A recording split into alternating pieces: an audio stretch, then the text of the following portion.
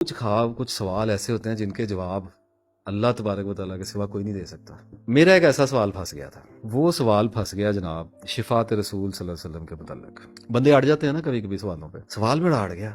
اچھا اڑا بھی بڑے عجیب طریقے سے. وسوسہ نہیں تھا, وہم نہیں تھا, شک نہیں تھا, ایک تجسس سا ہو گیا کہ شفاعت رسول صلی اللہ علیہ وسلم کی امید پہ تو ہم جی رہے ہیں.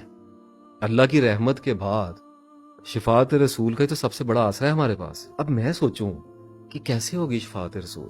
اتنی تو خبر ہے کہ وہ آب کوثر کے پاس ہی ہے کہیں معاملہ. آب کوثر پہ بھی ایک ویڈیو کریں گے, یاد دلائیے گا اس کو, آپ بلکہ لکھ لیجئے, آب کوثر پہ ایک ویڈیو کریں گے. اچھا تو اب اتنا اندازہ تو تھا کہ یہ شفاعت تو ہونی ہے. اچھا اب میں کئی چیزیں سوچوں کہ میں تو گناہگار بڑا ہوں, اللہ نہ کرے روک ہی نہ دیا جاؤں, یہ سوچنے پکڑ لیا. اچھا یہ مایوسی نہیں تھی, ڈر گیا.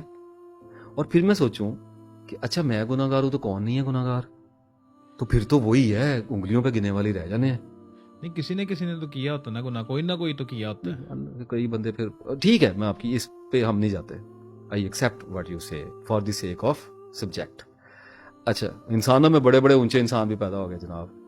اس زمین پہ حضور صلی اللہ علیہ وسلم چلے پھرے ہیں, ایک اتنی بڑی نوبل پرسنالٹی جس کا نام ہی محمد کر دیا گیا ہے, تعریف کر دی گئی ہے. تو اس بات کو چلیں جانے دیں, ابھی یہ ہم اس پہ نہیں آتے. اچھا اب ہوا یہ کہ میں اس کی سوچوں میں چلا گیا اور کافی عرصے میرے ذہن میں یہ پھانس چبھی رہی کہ کیسے ہوگی. جیسے ہم کامن بندے کی لینگویج میں بات کرتے ہیں نا کہ ہم وہاں جائیں گے, پھر آپ سے ملیں گے, آپ سے ہم سے بات کریں گے, بنفس نفیس ہمیں ہوگا کیا حاضری کا موقع دیں گے کہ بالکل ہم ان ایسے کے ہی. حضور پیش ہوں. یہ کیسے ہوگا اور اتنا رش اور یہ سارا کچھ کیسے ہونا ہے. تو چلتا رہا ذہن میں, اور پھر کچھ عرصے کے بعد میں اس کو بھول گیا. کچھ سوال ایسے آفاقی ہوتے ہیں جن کو آپ ہمیشہ پال بھی نہیں سکتے. وہ تھوڑی دیر کے لیے آپ کے اندر اترتے ہیں اور آپ کو ہلاتے ہیں اور اڑ جاتے ہیں, اور آپ کہتے ہیں چلا گیا, لیکن وہ اپنی پیاس چھوڑ جاتے ہیں نیچے. پرندہ اڑے گا تو مٹی ادھر ادھر ہو جائے گی نا, تو وہ اپنا مقام وہاں پہ چھوڑ جاتے ہیں. آئیں گے دوسرے پرندے کو لے کے آئیں گے جواب والے کے ساتھ میں, کیونکہ یہاں پہ ہوتا ہی نہیں نا زندگی میں جواب اس کا. کتنی دیر تک اس کو لے کے پھریں گے, پاگل ہو جائے گا آدمی. بالکل ایسے تو کئی سوال چلے میرے اندر. بہرحال اس کے بعد پھر ایک غم کا دور جس پہ ویڈیو کرنی ہے شروع ہو گیا. اور میں نے پہلے بھی ایک ویڈیو میں بات کی تھی, اس میں بھی ایک واقعہ ہوا. اچھا بہرحال ایک دفعہ ایسا ہوا کہ آہستہ آہستہ مایوسی, دکھ اور رنج نے مجھے پاؤں سے دبوچنا شروع کیا اور میری گردن تک آ گیا. بہت آہستہ آہستہ مجھے ایک صورتحال میں پھنسایا گیا اور میں اس صورتحال میں دھستا گیا, اور میں نے اسے نکلنے کے لیے بڑے ہاتھ پاؤں مارے. نہیں نکلا ہی نہیں گیا, ہلا ہی نہیں گیا. سر آکاش بیل کی طرح جب پاؤں سے اسیب لپٹتے ہیں نا تو سب سے پہلے آپ کا چلنا بند ہوتا ہے, بالکل, اور آپ رکتے ہیں, ایسے ہی ہے. اور اس کے بعد آپ کو جکڑا جاتا ہے. کچھ باتیں میں ایسی کر جاتا ہوں جو لوگ سوچتے ہوں گے ان کا مقصد کیا ہے, اس کا مطلب کیا ہے بات کا, وہ میں اپنی تسلی کے لیے, اپنے دل کے لیے بھی کرتا ہوں. سر ساری بات آپ کے لیے نہیں ہے, کچھ اپنے لیے بھی اپنے لیے بھی ہوتی. کچھ باتیں آدمی دل میں رکھنا بھی چاہ رہا ہوتا ہے اور نکالنا بھی چاہ رہا ہوتا ہے, تو ان کے لیے طریقہ کار جو ہوتا ہے وہ گہری رمز کا ہوتا ہے. کسی کا بس میں آئے گا, کوئی کھول کے دیکھ لے گا, ٹھیک ہے, ہم نے تو بچ کے کر لی نا بات. تو میں پہنچ گیا ایک ایسی جگہ پہ جہاں پر مصیبت پڑ گئی. مصیبت بھی ایسی پڑی کہ مجھے اندازہ ہو گیا کہ ایک طویل عرصہ یہ مصیبت رہے گی, یہاں پہ رکنا پڑے گا.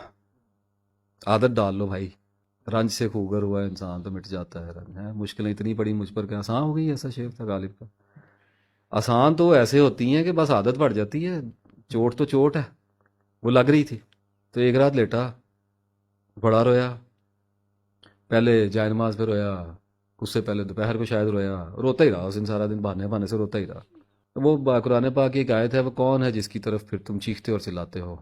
ریفرنس خود ڈھونڈ لیا کریں, مولوی تو ہم ہیں نہیں. آیت وہی ہوتی ہے, گوگل پہ سرچ کر لیا کریں, اسلام 360 پہ دیکھ لیا کریں, مل جائے گی. تو کبھی کبھی آدمی اللہ تعالیٰ سے بہت پھر آہوزاری بھی کرتا ہے کہ میرے ساتھ ہی کیوں کر رہے ہو, ایسے کیوں ہو رہا ہے. تو وہ اس دن وہ دن ایسا تھا, تو اللہ کو پتا تھا یہ آج ٹوٹ گیا, آج ختم ہو گیا.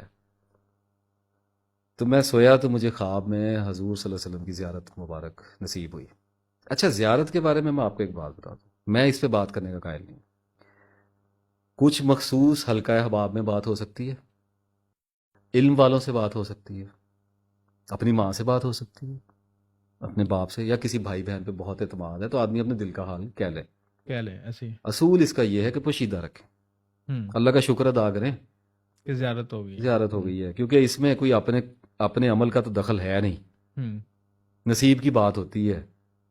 کیونکہ میں نے اسلام میں اگر کوئی لاٹری لگتی دیکھی ہے تو وہ زیارت رسول ہے، بالکل سبحان اللہ. جس میں کوئی نہیں آپ نے اتنا پڑھا تو ایسے ہو گیا تو ایسے. کوئی مجھے بندہ بلائیں جی جو کہے جی اتنی بار پڑھیں تو زیارت ہوگی، میں کہتا ہوں یار ابھی وہ مراقبوں والے آ جائیں گے، وہ کہیں گے ہم اتنی بار پڑھتے ہیں تو ہو جاتی ہے.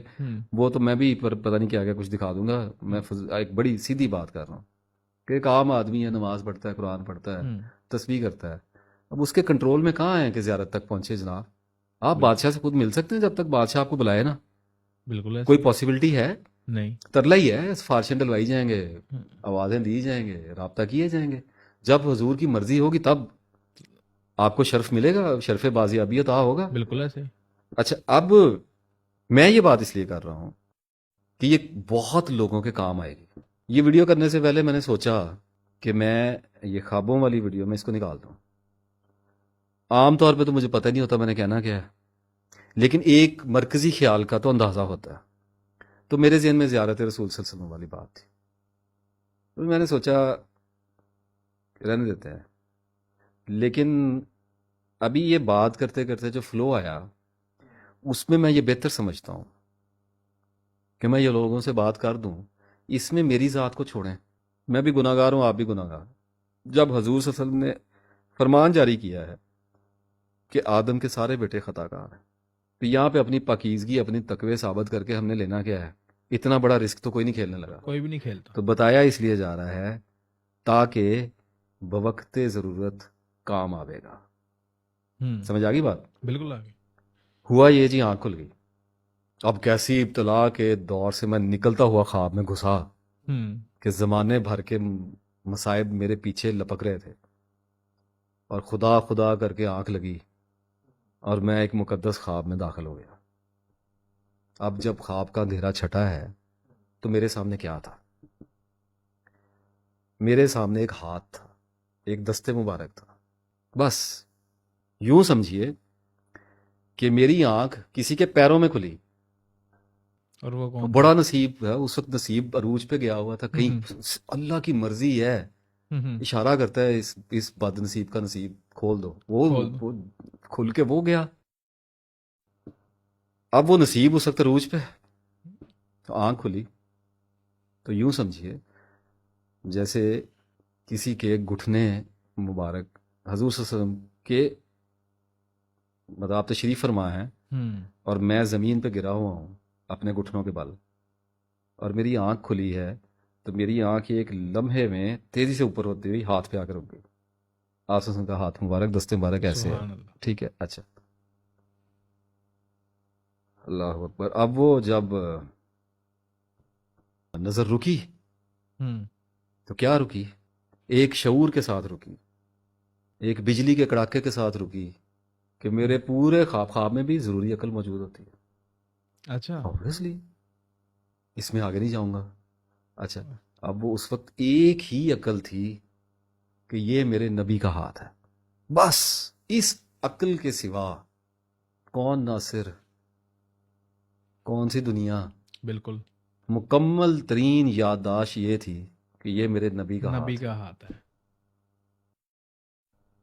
ہاتھ سے آپ صلی اللہ علیہ وسلم کا دست مبارک ایسے تھام لیا ایسے، اور بس کافی ہو گیا. شفاعت کو رونے والا، شفاعت کے سوالوں پہ غور کرنے والا، اپنی طرف سے بڑا روحانی آدمی، ایک ہاتھ کی مار ہے. اللہ کے محبوب کا ایک ہاتھ، ایک دستے مبارک، کہ وہ کافی ہو گیا کائنات میں جناب، کافی ہو گیا. بات سمجھیں بھائی، یہ میرے نبی کا ہاتھ ہے، یہ میرے نبی کا دستے مبارک ہے جو میرے ہاتھ میں آ گیا. وہ پیچھے کیا رہ گیا سر؟ کچھ بھی نہیں جی، کچھ بھی نہیں. اب کیا رہ گیا؟ کل کائنات آ گئی. وہ جو احساس میرے اندر اس وقت بجلی کی طرح سرائیت کیے ہیں، اور جو کیفیات میرے اندر اتری ہیں، اور جو عقل میری ٹھیک ہوئی ہے اس دستے مبارک کی زیارت سے، اوپر تو ہمت ہی نہیں ہوئی نا. सर देखने की ऊपर तो हिम्मत ही नहीं ऊपर हुई तो सर ऐसे